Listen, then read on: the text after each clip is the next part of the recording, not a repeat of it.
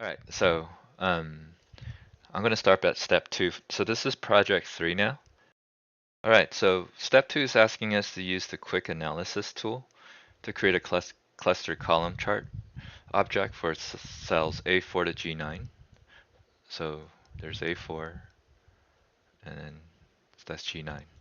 So let's go ahead and select that. The problem is there's really not a quick analysis button.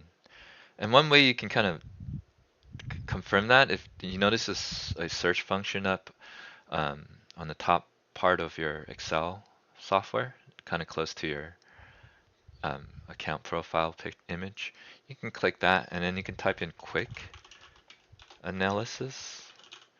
And you notice, well, the closest thing is the analyze data function, okay? So you can go with that. That's one way to do it. And if you don't know, this is clustered column, and I wish it says clustered column. The other way to do step 2 is go to insert and then click on recommended charts. And then this is here where you can actually see the cluster column that step 2 is asking you to insert. So I think SynNet messed up here and should have used a different title, um, a different button tool instead of quick analysis because it's not there. They should have used recommended charts. I think that's what they were trying to reference. Anyways, go ahead and click on that. Click OK. Step 3 is asking us to move the chart so that the left corner is in A12. So the left corner here is at A12. And then resize it so the bottom right is on H30. So what I like to do, and they won't penalize you for doing this, just look for where they want you to size it to. So it's H30, you can see up here, that's H30. And then I would right click just so I can easily access the fill, just so it kind of highlights where I need to stretch it to. Okay, so I'm going to stretch it so it covers what I highlighted. Okay. Okay, for this one, once again, let's just see what they're asking us to complete here. So I'll add a more complete screenshot on the introduction page. So because that one is only showing you one sheet of 3, I think, that you actually need to modify. And I'm gonna work up to step 9 for this intro video. Okay? Yeah. All right. Let me go ahead and go back up and see what I need to do. So I'm gonna change the chart title for step 4 to this on the first line, and on the second line, type by department. Since I have it up, I can just copy it. Okay. And then I can just double click on the word chart, or triple click it looks like. You just have to make sure when you copy text from the steps page, you want to paste it as text. You don't want to keep the, because if you don't, you might get penalized for it. Oops. Yep, there we go. And then I'm gonna just hit enter. This one I'll just type it by department. Make sure you capitalize B and D. They'll dot you points for not using the right capital letters. All right. They want us to apply style 14 to the chart, so click on the chart. Go to chart design. Chart styles. So you're gonna have to expand it. 14, is it this one? No, it's the last one. Yep, style 14. Okay. And then they want us to apply 1-point black border and black text to the outline. So right now the outline is just a gray line, barely visible. So let's go ahead and do that. You go to Format tab when you select a chart, and then you notice there's this Shape Outline button, so click the down arrow. And then they want black text one, okay? And then they want a 1-point weight. See, I wish they say that, a 1 point weight, but they don't. Okay, I did that. So you can see there's a black border now around the chart. Now it's asking us to display the primary horizontal axis grid lines. So to do that, you click the chart again and you notice there's 3 buttons that appears. You want to click on the plus button, and which opens up a charts element. Then you want to go to grid lines, right? It's asking us to display the primary minor horizontal axis grid lines. It's a mouthful. So I click on that. Let me go and zoom in really quick. So primary, minor, horizontal. Yeah, that's it. Check mark that. Let me zoom out. So you notice there's lots of little lines added to the chart now. So let me click out. And then for the major value axis grid lines, they want us to apply black text one, which is a darker line color. So to do that, there's quite a few ways to do that.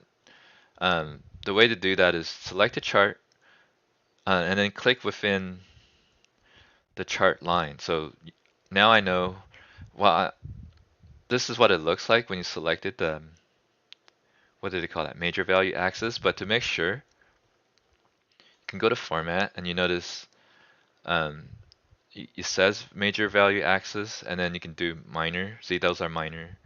So this is the more for sure way. Or you can just click around until, yeah, like that. Yeah, that's another way to do it. And then let's make it darker. So to do that, we can go to home, go to font, or double click that, I think. Oh, there it goes. Yeah. So it's a little cramped right now, so I'm gonna have to use my horizontal axis. Um, to bring this pop-up pane on the left, you just have to double click it. So let me close it again to show you what that looks like. So first, you select the major lines, double click that. Then this option pane will open up. So this is where I can change the color. Yep, there we go. And if I click here, yep. Now you can see the major lines nice and dark. Do not change the color for the minor line. So yeah, just leave those alone.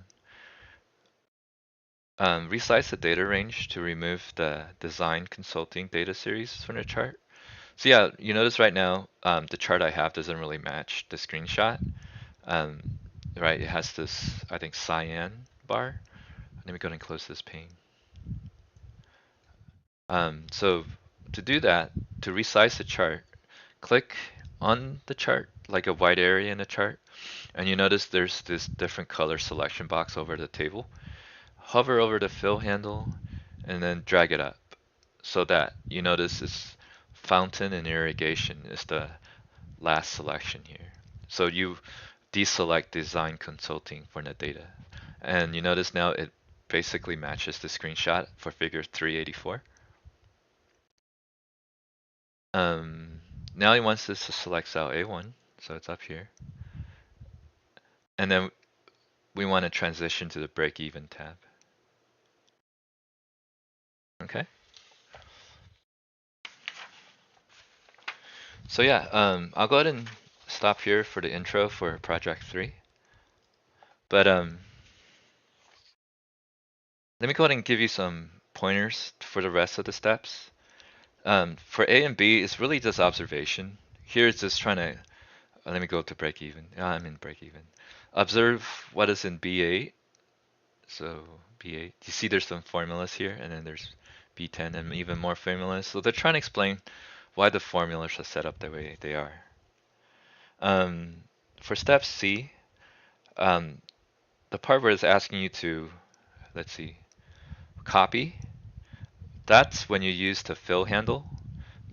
So another way to copy is to use the fill handle. You can either double click it or drag it. Let's move on. Let's see, step 11. So step 11 is asking us to select a total of 4 cells. B14 to C24. So let me show you what that looks like. Here's B14 to C24. Yep. And then you want to hold the control key to select E14 to F24. So you notice this way I don't select the D column. Okay, so make sure you have 4 total columns selected for step 11A. For step 12D, select data button. So to select data, um, I haven't created the chart yet, so that's something you'll need to do, but let me kind of show you how you would do that on a previous chart. You can right click on the chart and select data from the pop-up, or you can go to charts design and click select data, okay? So that's a hint for 12A. 13D, make sure when you type in or copy the title, don't include the red dot. Even though they have the dot, the period red, the title don't have a period in it. So just make sure you don't include that. Step 14A, what is that asking us? Use the chart elements, quick button. So yeah, if you don't know what the charts elements are, if once again, I'm just gonna reference the previous chart. Is these, okay? This is the plus, but when you click the chart, 3 buttons pop up is the one with the plus sign, okay? That's how you access chart elements. Once again, to format the lines, you can click on them. You can want to make sure you click on the right lines, or this is the more accurate way to do it, is to go to format and select whatever they want you to change, okay? Let's see here. Let's look at 16B. So let me zoom in on that. So 16B is asking us to select cells A1 and H3 and then center the cells across the selection. Okay, so this one is a little tricky. So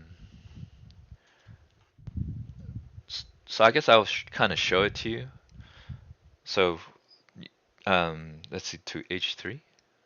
I guess all the way here. Yeah, that's a long selection. Anyways, you want to go ahead and right click, select format cells from the pop-up, and then you want to go to alignment. And then right now it's on horizontal. You want to focus on the horizontal box. So let me zoom in. Let me do a better zoom. There you go. Um, you notice when you click on the drop down, you see the center across. That's a tricky one. So that's why I'm giving you that hint now. So that's how you would do 16B. Okay? I'm not gonna do it because there's a few steps you should have done before you get there. Let's move on to D. This is an important step, selecting cell A1. At first I thought it's like, I don't understand why you keep selecting cell A1, but because this step affects what you can do for the next step. So if you don't select cell A1, you won't be able to do step E. And step E is a little tricky. Once again, I wish they broke step E up into even more sub-steps, where it's asking you to set the page for landscape orientation, center the page horizontally, scale it to fit one page. It sounds like a mouthful. What it basically is it wants you to go to print view. So hopefully you know by now that involves you going to the backstage, which is located in the file tab. So this is the backstage, select print. And then this is where you can do all the stuff it's asking you to do, right? Right now, right, it's on portrait. You know how to, there you can change stat. Right now it says no scaling. You want to scale it so it fit on one page. Yeah, they're right there. And then in order to center the page horizontally, go to page setup, go to margins, center on page horizontally. Okay? So that's the tip for 16E. So yeah, hopefully with the intro and the tips, you should be pretty confident on the scores that you can get. Once again, don't be afraid to submit and read the feedback. and make any adjustments to something you missed or you made a mistake on. So thank you for watching, and stay tuned, I guess, for Friday for the full walkthrough. All right, good luck.